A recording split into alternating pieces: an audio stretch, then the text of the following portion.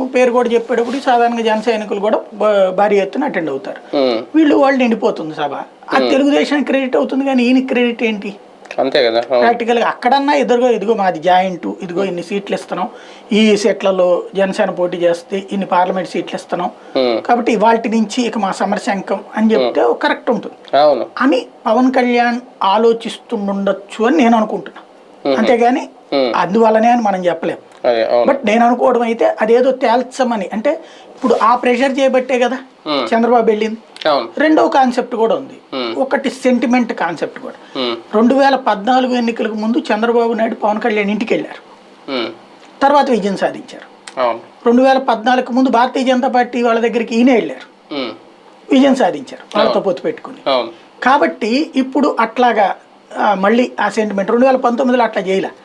పవన్ కళ్యాణ్ దూరం, భారతీయ జనతా పార్టీ దూరం, జనానికి చంద్రబాబు దూరం అయ్యారు. కాబట్టి ఇప్పుడు ఏమైనా సెంటిమెంటల్గా మొదట పవన్ కళ్యాణ్ కలిసి వచ్చి అదొక సెంటిమెంట్ అయిపోయింది. కాబట్టి నెక్స్ట్ భారతీయ జనతా పార్టీ జాతీయ నాయకులు కూడా క్రిందసారి కర్ణాటకలో కలిసినట్టు, ఇదే మధ్యప్రదేశ్లోనూ కర్ణాటకలోనూ కలిసారు, మధ్యప్రదేశ్ అనుకుంటా. పవన్ కళ్యాణ్ కర్ణాటకలో కలిసారు సంతోష్ జీ, మధ్యప్రదేశ్లోకి వెళ్ళి శివరాజ్ సింగ్ చౌహాన్తో కలిసి వచ్చారు ఈయన. ఇప్పుడు ఈయన మిత్రుడైన శివరాజ్ సింగ్ చౌహాన్ అంటే వెంకయ్యనాయుడు ద్వారా ఇప్పుడు శివరాజ్ సింగ్ చౌహాన్ కలిసి ఇప్పుడు ఆ శివరాజ్ సింగ్ చౌహాన్ పక్కన పెట్టేశారు. కాబట్టి ఇక ఏకైక ఆప్షన్ పవన్ కళ్యాణ్, మధ్యలో అనుసంధానకర్త. బేరాలు ఎవరు మొదలు పెట్టి ఉంటారు? పవన్ కళ్యాణ్ గారు మొదలు పెట్టారా, లేదంటే బాబు గారు ఇప్పుడు ఏమన్నా సీట్ల సర్దుబాటు విషయాల్లో బేరాలు ఆడుతున్నారా, అందుకెళ్ళారు? ఇప్పుడు ఎట్లా ఉంటుందంటే, మనం తండ్రి